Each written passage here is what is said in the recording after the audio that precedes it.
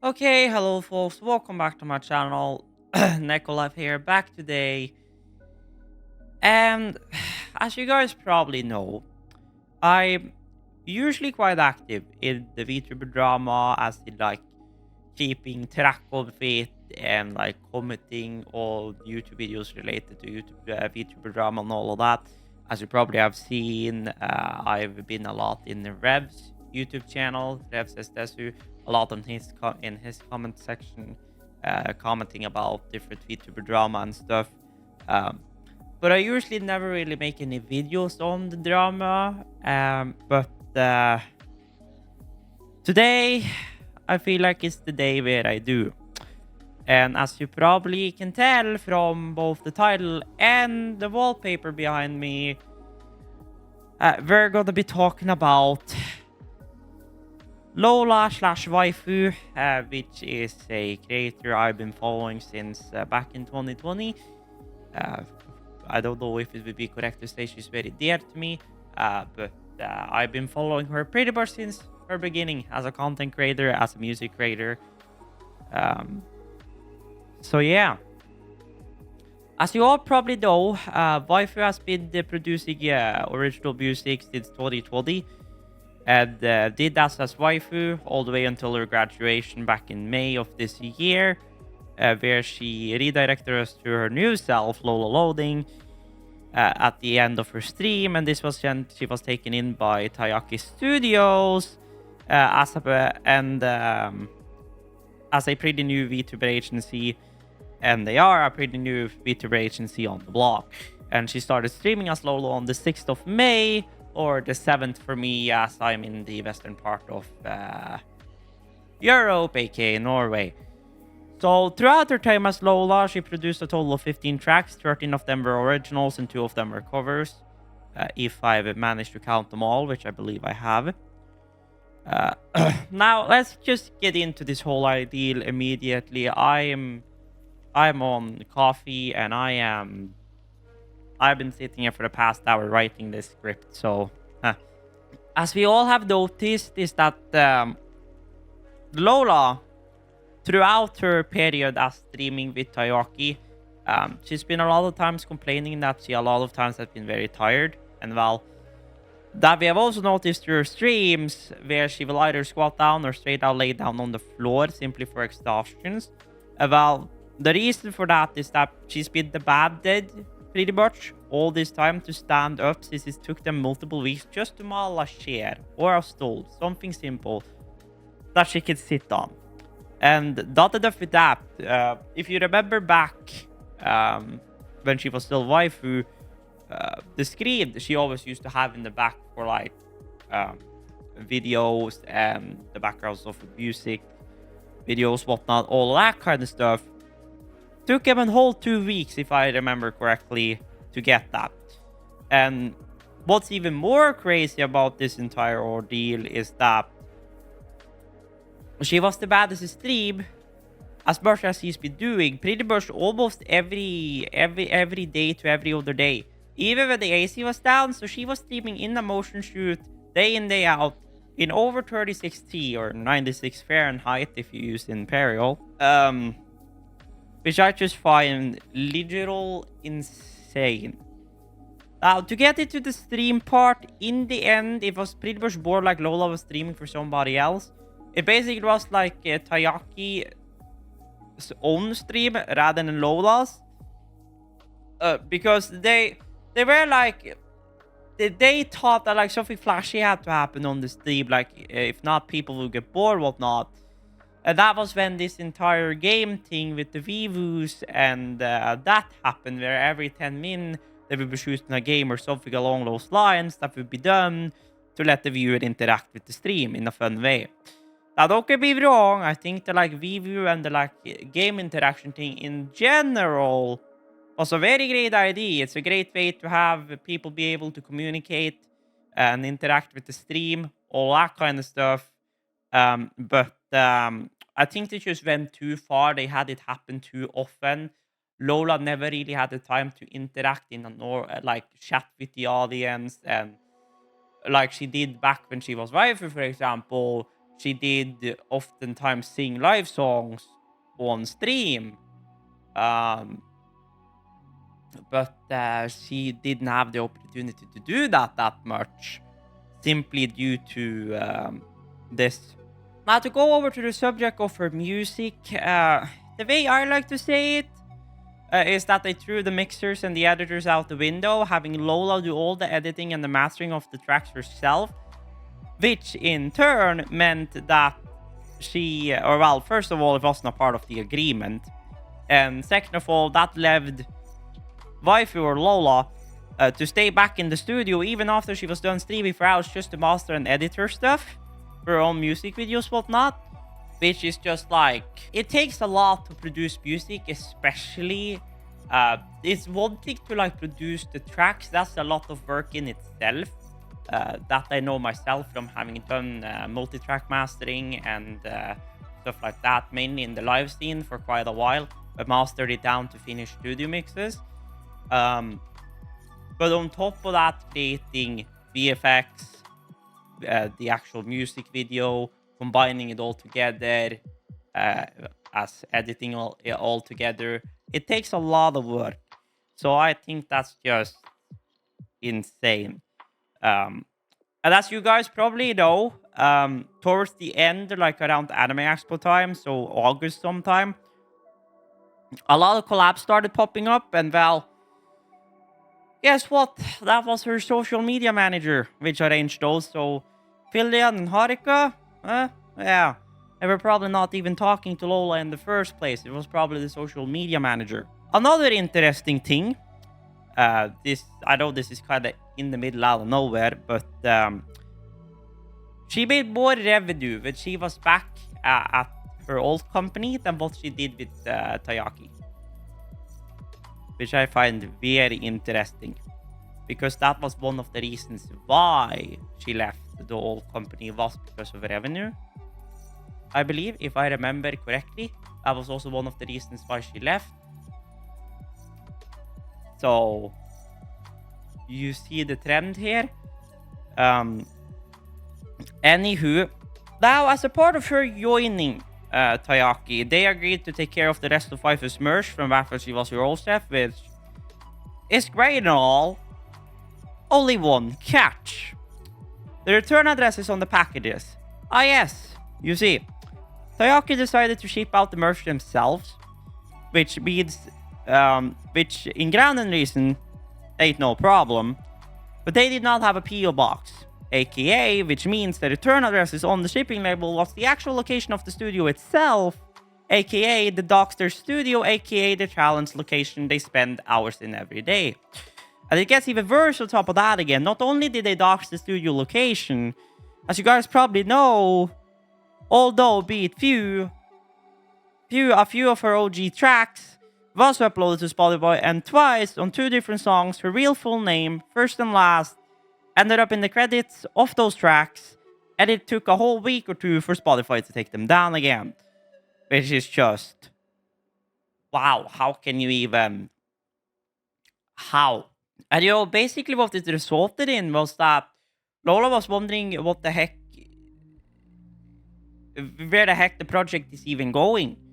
Because normally you would be seeing maybe thousands or even multiple 10,000s of dollars getting put into a project like this.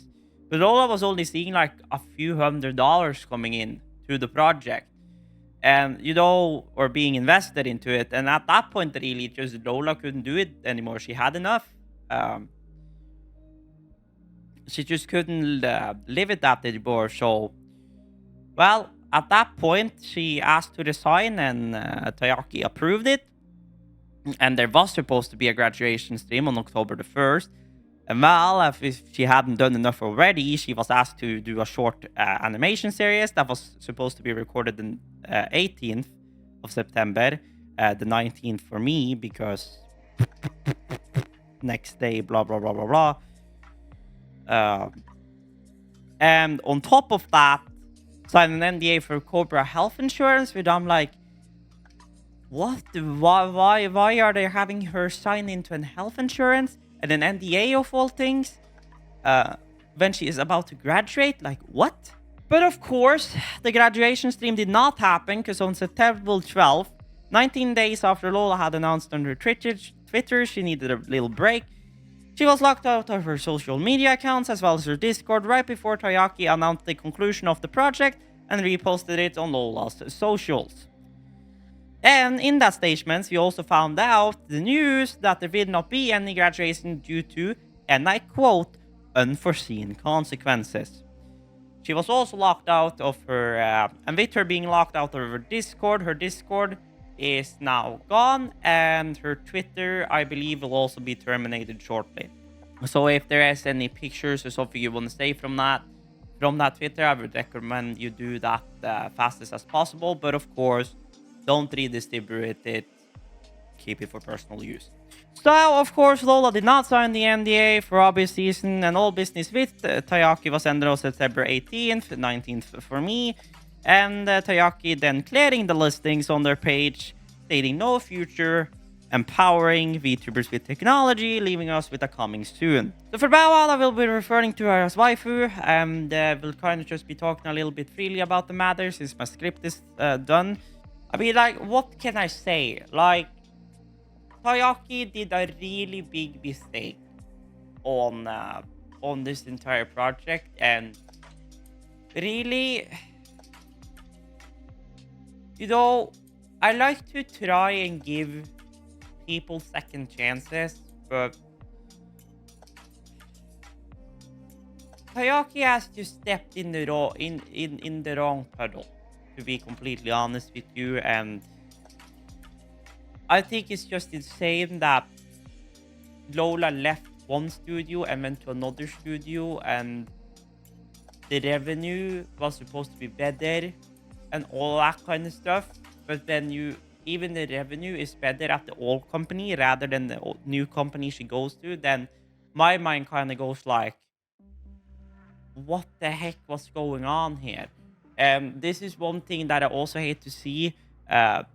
Granted, most of the VTuber companies I've seen is better than what Tayaki has been by a long shot, but they are demanding so much of their talents, and at one point they're demanding so much that it ain't even their stream anymore, the talent stream anymore. It ends up being the company stream at that point. And now comparing, and this is a perfect example. Like, say back when you were when Waifu was with your old company, she was pretty free. She collabed with who she wanted to collab with. She produced the songs she wanted to produce, stuff like that. There was never really any issues there, and it was actually Waifu's decision. Well, it was Waifu's decision here too, but it was her decision ultimately to leave because of internal conflicts, but there was never really any direct issues that impacted her performances, her lives, preventing her from being her own self. But when she moved to Tayaki, I feel like that was kind of the case. She was still kind of herself in like the way she acted, whatnot, but the stream was by largely controlled by Tayaki themselves and what they wanted the stream to include. Which I just... that is just not good behavior by any VTuber company at all. To put it the least. So yeah. So I feel very sorry for Waifu, what she has gone through now with Tayaki. And I hope she gets a great new start. And apropos a great new start, if you follow the link I've put in the description, you will find a link to the Vivo Escape Pod, as well as the XSTA said server, or Ecstasy server, which is hopefully our final home. You are now free to call Waifu or Lola as you wish yourself. And she has now gone independent. which I believe, even though it means the only revenue she would be getting is Twitch subs and donations and all of that, I feel like that is a great choice done by Waifu, and I have a feeling even though she's gone independent, I feel like she will succeed. I mean, at one point succeed better than even what she did when she was back at the old company. But yes, Tayaki just treated her badly. So she's going independent now. So I hope you guys will enjoy the new server. We don't know yet when she will be starting to stream again. The latest thing I know is maybe around December. She will start on again, as far as I know. Of course, being with the company, she's had the company to back her up.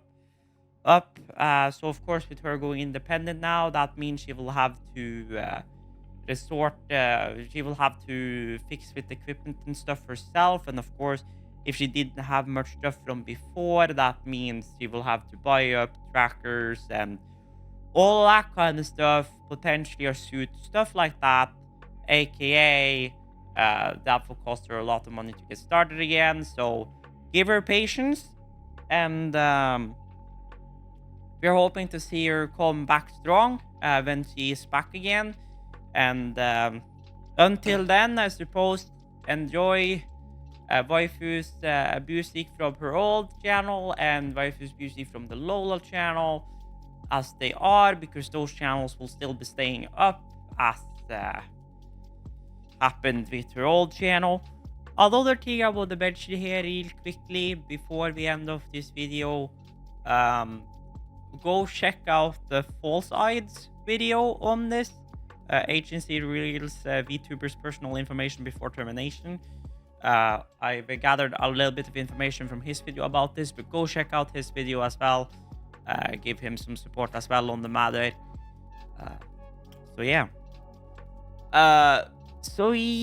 I am really gonna close out this video now. I've been dragging this video on for almost 20 minutes. I think that's enough drama for one day. So I want to say thank you guys for watching. Hope you guys have enjoyed a little bit of a different video today. If you're wondering about the wallpaper, that one is one of the first tweets Lola posted on her channel or on her Twitter. So you can go get that one there if you'd like, and go show Waifu some love on the new server. So yeah, until further notice, stay tuned, stay awesome, and live out of here.